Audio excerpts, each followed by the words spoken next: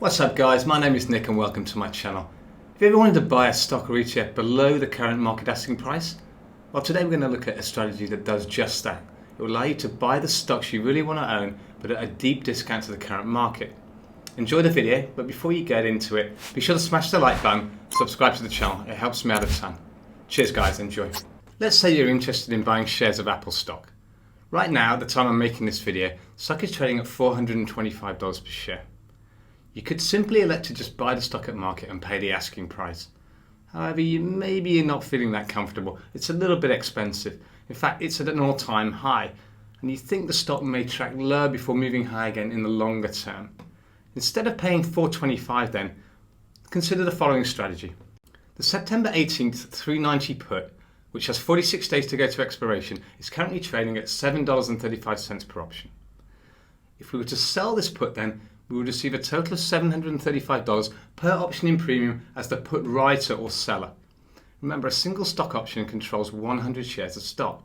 This does mean though that in the event the stock is assigned to you, you are required to purchase 100 shares at the strike price or $390 for each put that you sell. The cash required in your account to cover this purchase should be at least $39,000, which is the put option strike price multiplied by 100. This requirement to have the cash on hand in your brokerage account explains why the strategy is referred to as cash secured. Let's take a look at two possible outcomes 46 days later when this put option expires. If Apple is trading above $390 per share, the buyer of your put will not exercise their option. It makes no sense to do so since they can sell shares in the open market at a higher, more favourable price. In this case, since you don't get assigned, you do not need to buy any of the stock. However, you do get to keep the option premium in full and to make a profit of $735 per option on the trade regardless.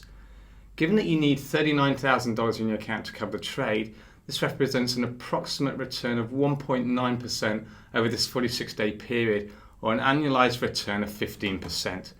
The strategy generates income then, even if you're not holding the underlying stock. If at this time you're still interested in buying Apple, you can sell another put option at a later expiration date and just simply repeat the process going forward. On the other hand, if Apple is trading below $390 per share, the buyer of your put will exercise their right to sell you stock at the strike price. You'll be the proud owner of 100 shares for each put that you sold. Note that you bought the stock for a net cost of just $382.65 though. You're required to purchase the stock at the strike price of $390, but you also get to keep all of the premium, the $7.35, for which you sold the put option. Recall, when we were setting up this trade initially, Apple was trading at around $425 per share, give or take. Our purchase price then of $382.65 is at a discount of almost 10% to the current market. Well, hang on a minute. This sounds too good to be true. It's a win-win situation. Well, kind of, yes and no. There are two real risks associated with the trade. Take a look at the following chart. It compares the payoff of a cash secure put, denoted by the blue line, and a long stock position, the orange line, at the expiration date of the short put. Firstly, note that the risk to the downside is not unlimited, but it is substantial. If the stock price goes to zero, and stocks can go to zero despite recent rumours to the contrary, losses will be similar to those of an outright long stock position.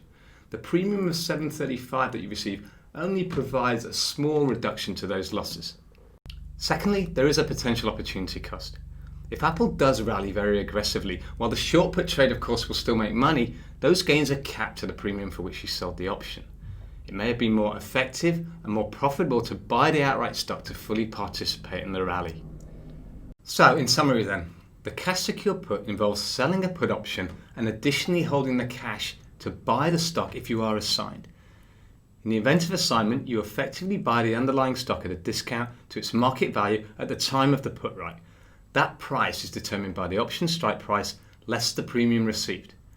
However, you're not guaranteed that the put will be assigned. In that case, you simply keep the premium received for selling the put option and can reassess the position entering the next option cycle. If you're watching this, you made it to the end. Thanks for sticking around. I really appreciate your support. If you enjoyed the video, do me a huge favour. Smash the like button and subscribe to the channel. It helps me out a ton. If you have any feedback or questions, drop them in the comment section below. I respond to them more personally. Until the next one, take care. Cheers.